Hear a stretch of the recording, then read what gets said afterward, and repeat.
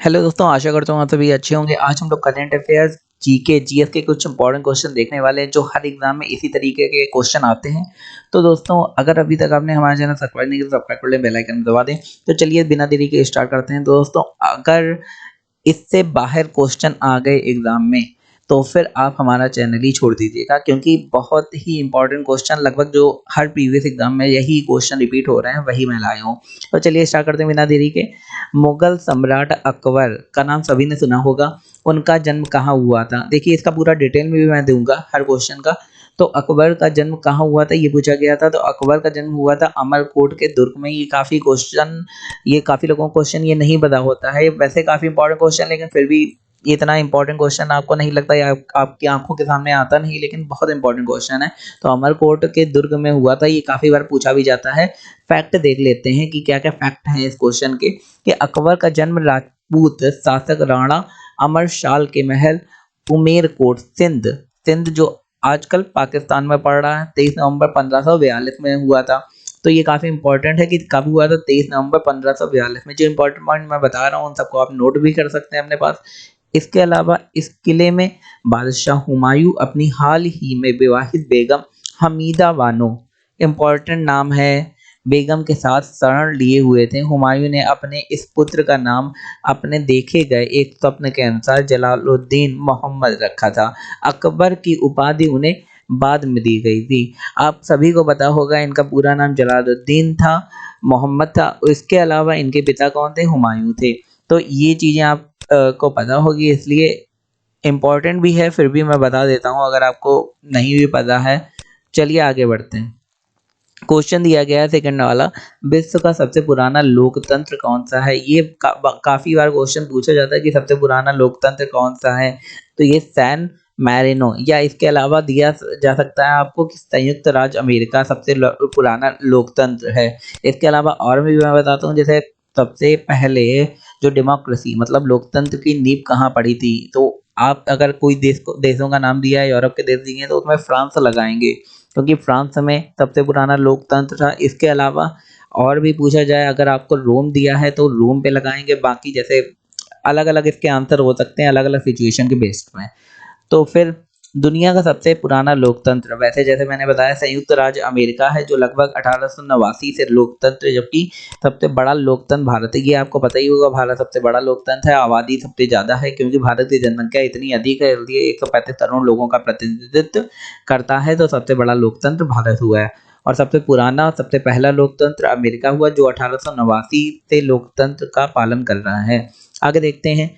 Suez नहर किन दो सागरों को जोड़ती है? तो स्वेज नहर के बारे में आपने पढ़ा होगा। क्या आपको पता है ये कौन से दो सागरों को जोड़ती है?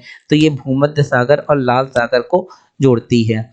मतलब मिडल में जो सी है, middle sea and the red sea, ये इन दोनों सागरों को जोड़ती है। भूमध्य सागर को लाल सागर से जोड़ने वाली नहर कौन सी है? ऐसे क्वेश्चन पूछ लिया जाता है। तो ये है स्वेज नहर, जिसका निर्माण 1869 में हुआ था। इस नहर वजह से एशिया और यूरोप की दूरी कई हफ्ते कम हो गई थी। अब पहले टाइम लगता था भाई, हम लोग शिप से जाते थे पानी वाले जहाज से, तो पहले बहुत ज़्यादा टाइम लगता था, लेकिन बाद में इसकी दूरी कम हो गई थी, बस इस नहर की वजह से। आगे देखते हैं। क्वेश्चन दिया है, हरियाणा के पहले राज्यपाल कौन हैं? तो हरियाणा के पहले राज्यपाल धर्मवीर हैं। तो ये भी काफी इंपॉर्टेंट क्वेश्चन है कि पहले राज्यपाल से क्वेश्चन आता है। ये क्वेश्चन आया हुआ है, इसलिए मैंने उठाया है और बार बार पूछा गया है।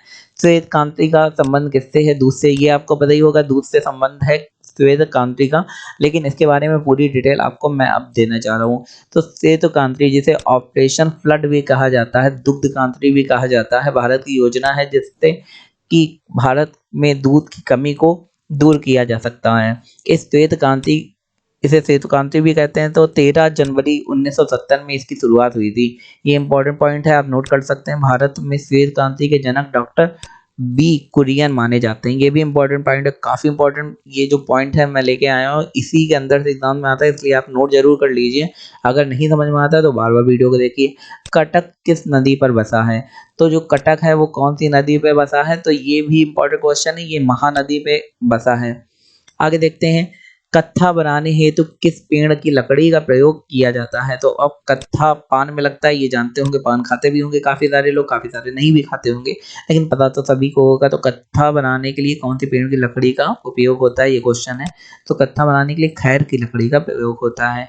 तो आगे देखते हैं, दूध से दही किस जीवाणु के कारण बनता है? तो ये आपको पता होगा कि लैक्टोबैसिलस एक जीवाणु होता है जो रात भर में दूध को दही बना लेता है। अब क्या करते हैं, दूध में थोड़ा-सा जामुन लगाते हैं और वो फैल जाता है, बढ़ जाता है ये जीवाणु, जिससे दूध से दही में कन्वर्ट हो जाता है। अब प्रॉब्लम क्या होती है कि अगर ज़्यादा दिनों तक रखा रहता है तो ये खट्टा हो जाता है, खराब हो जाता है, तो मतलब कीटाणु खराब हो जाता है। इसके अलावा ये कीटाणु, विषाणु फ़ायदा करता है हमारे शरीर को, इसलिए इस जीवाणु को हम लोग खा सकते हैं। हमारे पाचन क्रिया और बाकी चीज़ों में हेल्प करता है। देखते हैं, लैक्टोबैसिलस एक जीवाणु है जो स्त्रियों की योनि मतलब यहाँ पे पाया जाता है और मानवों के आहार नाल में पाया जाता है। इन दोनों जगह पे पाया जाता है। इसका आकार दंड रॉड के जैसा होता है। जैसे इसके अलावा यह जीवाणु दूध से दही बनाने में सहायक होता है। तो औद्योगिक रूप से उत्पादन करने के लिए जब लैक्टोबैसिलस को दूध में मिलाया जाता है तो यह जीवाणु लैक्टोज से ऊर्जा अणुओं एटीपी का उत्पादन करने के लिए एंजाइम का उपयोग करता है। अब ये ऊर्जा का उत्पादन करने के लिए एंजाइम का उपयोग करता है। एटीपी ऊर्जा उत्पादन का बाय प्रोडक्ट लैक्टिक एसिड है। यह लैक्टिक एसिड दूध को दही बना देता है। आपको पता ही होगा कि ये जीवाणु जो लैक्टोबैसिलस है, ये एक एंजाइम का यूज करता है जिसका नाम है लैक्टिक, और यही लैक्टिक जो होता है, लैक्टिक एसिड आपने सुना होगा नाम, वही दूध को दही में कन्वर्ट कर देता है। तो मेनली ये जीवाणु नहीं करता है, ये लैक्टिक जो एसिड है ये करता है दूध को दही में कन्वर्ट। तो दोस्तों, आई होप आपको ये हमारा वीडियो अच्छा लगा होगा, इन्फॉर्मेशन से भरा हुआ लगा होगा। तो हमारे चैनल को लाइक शेयर सब्सक्राइब जरूर कर दीजिए, जिससे आगे आने वाले करंट अफेयर्स और वीडियोस आपको मिल सके। धन्यवाद।